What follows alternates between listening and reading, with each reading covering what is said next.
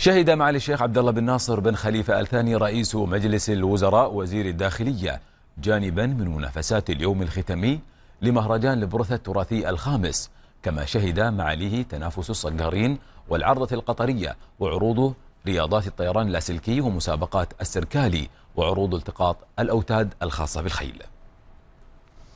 هذا وقد أسدل الستار بمنطقة سمسمة على فعاليات مهرجان البرثة التراثي الخامس التي نظمها مركز البرثة للتراث، وذلك وسط حضور مميز من الجمهور وهواة الصيد، وقد تم تتويج الفائزين بجوائز قيمة.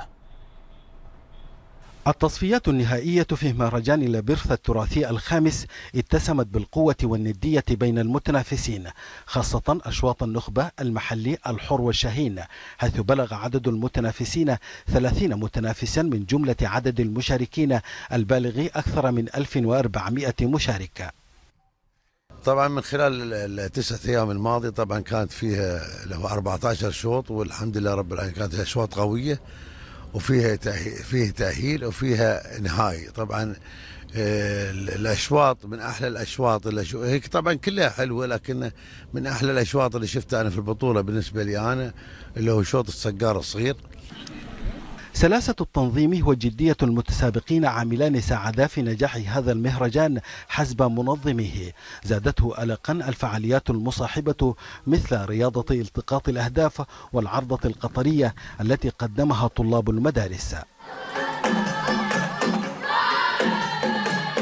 عدد المتسابقين والتزامهم بالحضور والمشاركات، الأرقام الجديدة اللي حققوها المتسابقين في كافة المجالات، سواء كان في الخيل أو في الطير أو في الهجن أو في البرامج التراثية أو في الهدد السلوقي، كانت أرقام وايد ممتازة ومحفزة للمشاركات الدولية اللي تصير.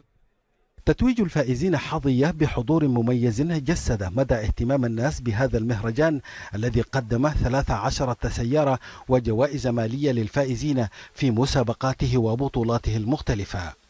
أبارك حق صديقي حسن بن علي الشقيري المهندي على شوط النخبة المحلي، وبارك له بعد على شوط قرنيس شويهين المركز الأول والمركز الثالث، وقرنيس حرار المركز الثالث، ومركز فوخ الشويهين المركز الثاني.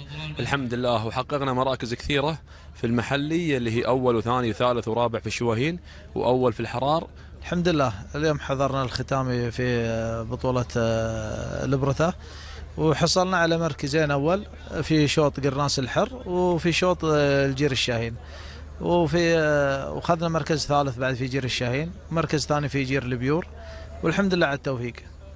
انتهى المهرجان وبدأت مرحلة جديدة استعدادا لمهرجانات مقبلة يتوقع أن يستفيد المتنافسون فيها من تجاربهم النظرية ومشاركاتهم العملية التي اكتسبوها من مثل هكذا مهرجانات.